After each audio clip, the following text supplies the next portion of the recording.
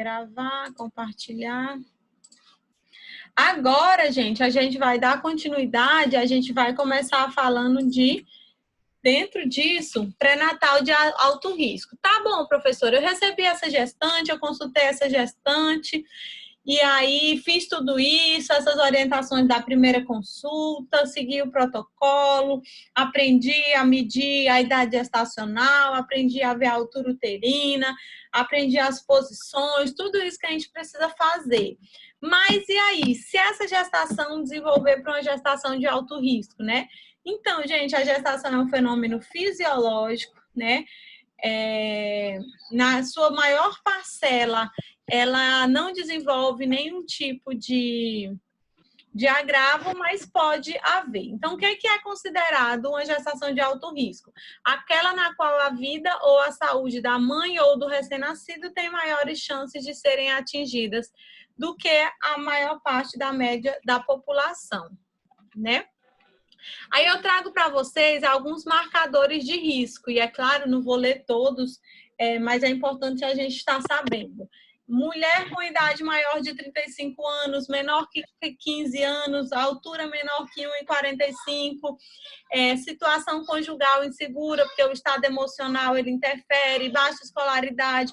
Professor, então todo mundo que tiver esses requisitos aí vai ter gestação de alto risco? Não, gente, nós estamos falando de marcadores, indicadores, né? Probabilidades, mas isso não é uma regra. E aí nós temos o quê? A história reprodutiva dessa mulher, que conta muito. Então, por que você tem que preencher o cartão da gestante bem feito, como eu acabei de falar na aula anterior? Porque tudo que está escrito lá vai ser bom para você identificar uma possibilidade de gestação de alto risco. Então, se ela teve abortamento habitual, morte perinatal, se tem parto prematuro bem recente, se tratou infertilidade, se tem um intervalo muito perto de uma gravidez para outra. Então, tudo isso você tem que perguntar na consulta. E aí nós temos também, além dos marcadores, né, dos indicadores, a história dessa mulher e as condições clínicas, se ela já tem uma hipertensão, se ela é cardiopata, se ela é nefropata. Então, condições clínicas também podem gerar alguns agravos, levando aí para uma gravidez de alto risco. Dentro da gravidez de alto risco, eu trago para vocês alguns dos mais conhecidos, né? Do que a gente mais encontra geralmente, quais são os casos que mais surgem. Então, nós temos aí a pré-eclâmpsia, né? Uma hipertensão que ocorre geralmente a partir da 20ª semana, e ela pode desaparecer logo após a 12ª semana pós-parto, né? Pode ser que você deixe de ter essa hipertensão pós-parto e ela seja mesmo só durante a gestação, mas pode ser que não, pode ser que você continue, vai depender do desenvolvimento disso. Então, a pré-eclâmpsia, ela pode ser desenvolvida como leve ou grave. Sendo grave, a gente já está bem mais suscetível para uma eclâmpsia mesmo. E aí, quais são esses fatores de risco? Ou critérios para a gente poder avaliar se ela é leve ou grave? A pressão diastólica igual ou maior que 110, e aí alguns exames como proteinúria, níveis séricos. Então, essa avaliação aqui, ela é feita médica, não é a gente que faz essa classificação. Mas é importante que a gente conheça e a gente suspeite, para a gente poder estar indicando para o médico, tá? Todas essas evidências a gente precisa conhecer. A gente não vai fazer o diagnóstico se ela é de alto risco ou não, mas a gente precisa conhecer esses critérios para a gente poder encaminhar para o médico, dialogar esse caso clínico com o médico, para ele poder estar investigando isso e fazendo esse diagnóstico ou não. E aí nós temos a famosa gravidez ectópica ou gravidez tubária. O que seria isso? Né? Essa questão da fertilização está explicando como ocorre a fertilização, que a gente já estudou isso. A fertilização ela ocorre quando o óvulo está sendo liberado dos ovários, de um ovário, ele está sendo liberado na trompa, o espermatozoide chega lá, eles fertilizam e eles têm que retomar para o corpo do útero para fazer a anidação. A gravidez ectópica é quando há algum problema nesse retorno, e ao invés deles virem e se firmarem no endométrio, que é na parede do útero, ele se fertiliza e fecunda ali mesmo, dentro das trompas, né, da tuba uterina. Então, ali, essa gravidez, ela não vai desenvolver, certo? E esse tipo de gravidez pode gerar um aborto espontâneo, já que as trompas elas não têm nutrientes suficientes para o desenvolvimento do embrião. Porém, se não gerar o aborto espontâneo, o que acontece?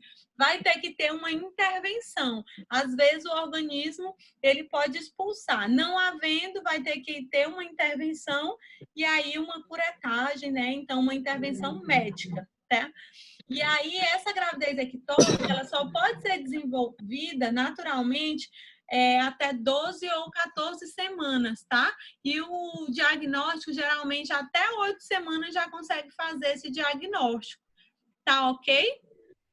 Por quê? Porque logo após a fertilização, ele demora ali 5 dias para fecundar. Então, se você faz uma ultrassonografia nesse período, você não vai conseguir identificar. E aí depois você já consegue estar identificando isso. Quais são as causas? Não se sabe ao certo, não consigo afirmar para vocês qual é a causa, mas assim, uma das causas pode ser lesão na tuba uterina, né? Por quê? Porque já que ele tem que retomar para fixar na parede do endométrio, se houver alguma lesão na tuba uterina, vai bloquear essa passagem e aí o zigoto não consegue retomar para fixar ali na parede uterina. E aí nós temos alguns indicadores, né? Que eu também não posso afirmar. Por exemplo, tabagismo e alcoolismo. Toda pessoa que bebe vai desenvolver gravidez ectópica? Não, estou falando de indicadores, tá? Então, se essa mulher tem uma laqueadura, se tem fatores hormonais, anomalias congênitas, tudo isso eu tenho que levar em consideração para ver o que foi isso. E também os grupos de risco, né? Que são fatores que elevam muito esse risco. Se essa mulher tem alguma inflamação nas trompas, está tentando tratar e engravidou nesse período, né? Se ela tem algum histórico de cirurgia pélvica, tudo isso vai interferir. A gente precisa saber o que é um eclâmpsia, pré-eclâmpsia, o que é uma gravidez ectópica, para a gente poder esclarecer isso para a nossa gestante. Quais seriam os sintomas, né? Primeira coisa, eu gosto de falar, o primeiro sintoma de uma gravidez ectópica são os sintomas normais de uma gravidez, comuns, que você vai sentir. Só que logo em seguida começa a hemorragia, dor abdominal, dor no coito, tonturas, e aí a gente já começa a investigar esses sintomas diferenciados. Esse diagnóstico, primeiro você faz o diagnóstico da gravidez, e depois que você identifica que está grávida e posteriormente fazendo a ultrassonografia a gente vê que ele não está se desenvolvendo no útero, mas sim nas trompas, tá? E aí o tratamento, normalmente se utiliza algumas medicações, mas para utilizar essa medicação é preciso que não haja nenhum tipo de batimento cardiofetal, então isso aqui não é a parte da enfermagem, é o médico que faz essa análise. E é importante que são os critérios para o tratamento medicamentoso, os níveis de HCG precisam ser menores que 5.000, nenhuma atividade cardíaca, né? E não pode haver nenhuma ruptura nas trompas. Falta ainda um minutinho, a gente vai falar um pouco sobre isso. Nossa próxima aula de amanhã nós vamos falar sobre câncer cérvico-uterino. Eu vou só tirar essa imagem aqui, a gente ainda tem 1 minuto e meio. E aí a gente correu um pouquinho com o conteúdo de hoje, mas de qualquer forma eu estou à disposição para tirar dúvidas de vocês. E podem falar comigo, vocês sabem, no privado, no grupo. E o material tá lá. Gente, tenho certeza. Se ficou alguma dúvida aqui, assistam os vídeos que estão lá no WhatsApp, que eu coloquei dessa aula, que lá está detalhado cada uma dessas coisas eu expliquei. E surgindo alguma dúvida, pode anotar que eu vou responder essas dúvidas para vocês, tá?